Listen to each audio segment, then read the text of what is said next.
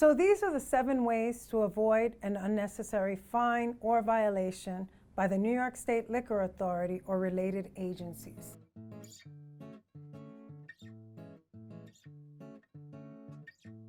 The most egregious fine that you can get at the Liquor Authority is sales to minors. The governor hates it, the Liquor Authority hates it, and nobody wants to find their son or daughter that's underage drunk in their bedroom or outside a bar because you served a minor. Check identification. No ID, no liquor. Bottom line.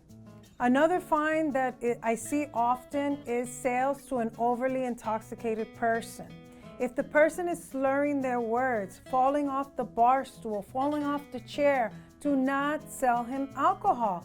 Cut him off, because either he's going to get into a car drunk and drive, or he's going to hurt someone or himself.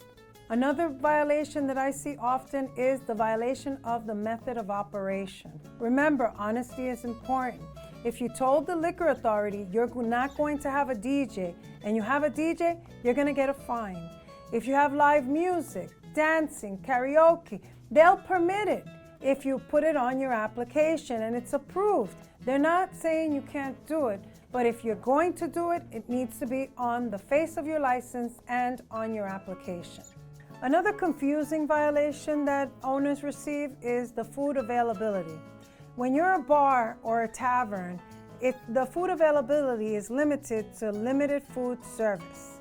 Limited food service does not mean no kitchen, does not mean no food, does not mean no menu. If you're selling alcohol, you must sell food. You cannot sell alcohol without having the availability of food for the consumer. I'll give you a great example. I had an owner whose bar was hugely successful in Manhattan.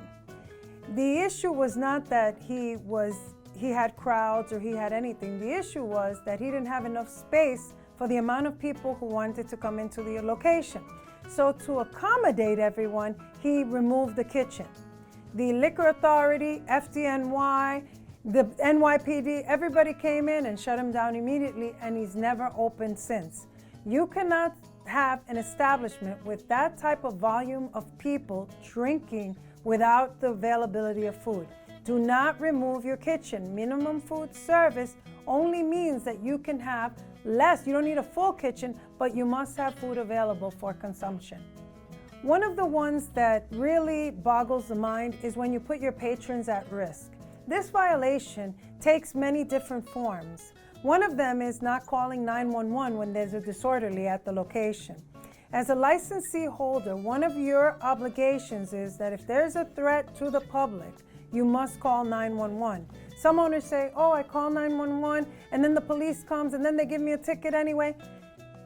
Your duty is to call 911. What the police does afterwards, we'll deal with afterwards. But when you are putting patrons at risk by not calling 911 because there's a huge fight in your location, people could get injured and hurt, and we need NYPD to help break that situation up. So you must call 911 when there's a disorderly at your location.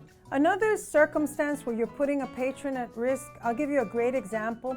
I had a client who Con Edison cut off their electricity. They didn't pay the bill, but they were gonna restore it, but apparently they didn't restore it as quickly as my client wanted. So he removed the electrical wires from his location and put them on the location of the building. So what he did was he unified the building electrical system with the restaurant electrical system and opened up for 2 hours, almost blowing up the entire electrical system. He could have killed the people in the building. There could have been an electrical fire. There could have been an explosion. So that place was never permitted to open again. And he was never permitted to get a liquor license again because he put the welfare of the public at risk just to light his restaurant. He needed to wait until the electricity was restored, which was going to be restored shortly. But the minute that happened, there was an alert sent to NYPD and he was immediately shut down. Food violations are another sort of violation that should be avoided, and it's easily avoided, but it could be lost in translation. Food violations include mice droppings, sanitary conditions, stale food at the location, also not keeping your food at the right temperature. So I had a great food violation example. I had a client who took a bucket and seasoned all the chicken and put it under the sink. He did it in the morning, and then in the afternoon when the inspectors came, they took a temperature measurement of the chicken, and it wasn't at the temperature to keep chicken in a sanitary and safe condition for the consumer. But we don't know that when we go and eat the food.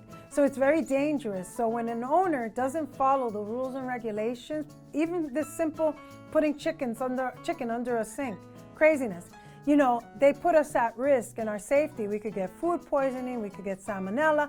So maintaining patron safety should be the restaurant, bar, or lounge owner's top priority. For more information, please log on to nyrestaurantgirl.com. This is Aurelia Tavares, your restaurant girl.